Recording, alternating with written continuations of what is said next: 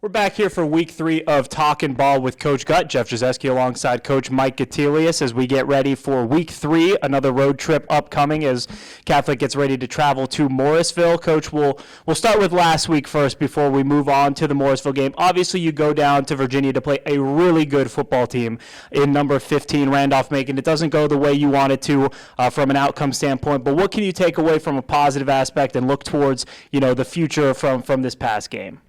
It was a tough day, lightning delay for almost 2.5 hours at halftime. And, like you said, that's a really good football team.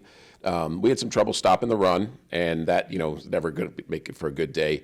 But some positive takeaways, offensively, we were able to move the ball really well on them. We had the most completions on them, I think, that anyone has ever had. We just need to be more consistent and finish stronger. And I've got to do a better job making sure that after a big win against a team like McDaniel that we don't get complacent and that we go ready to fight the next week. So I think our guys have a little renewed energy, and they don't want to be back in that position. So another long road trip coming up, and they're really digging in to get ready for that. You talk about the offense. Madden Lowe obviously comes back this year, has a good game, 5 touchdown passes against McDaniel. He throws one on Saturday and also runs one in. But Madden currently second in the country in Division III in completions per game. So he's able to hit those short passes and to hit some deep ones as well and keep that offense churning. So what has his return been like? What have you seen from the first 2 weeks of him in this offense? It's nice to have him back. It goes back to you'll hear coaches say things like he's a coach on the field, and that really is Madden. He sees the game at a different level than a lot of players, which is why he's got such a great completion rate.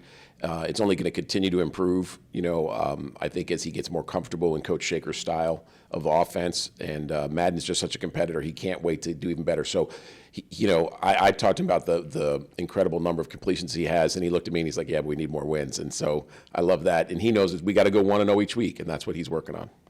Coach, looking ahead to Morrisville on Saturday, what do you do this week to, one, make sure that guys aren't harping on the loss and getting ready for, the game upcoming this weekend? Well, you have to learn from your losses. You can't just ignore it. But, I think it's don't let it beat you twice. So we had a bad game. We didn't perform at our level, and we have to learn from our mistakes, but also take away the good things and grow those so that we can get a better chance to get on the road and get back into the win column. And you are going back on the road. You're going up to a team that we maybe don't have a ton of familiarity with. So what sort of challenges does that present a coaching staff where you're going in and you can't say, we've played this team this many years in a row. We have this much experience with their scheme and with their game plan? Yeah, it's really an unknown. We have to prepare, and it really each week is the same, is that we got to concentrate on us.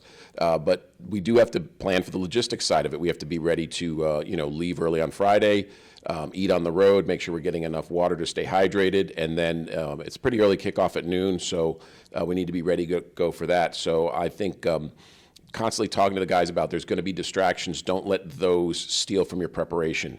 And then, because we can't be 100% sure with the way they're going to be, and we have a little video on them, they have some on us, but that's not the same as having a real relationship of knowing them. We've played them 3 or 4 years in a row.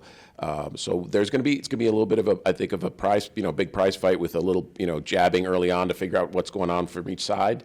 But they have a really good squad, so it's going to turn into a slug match before too long.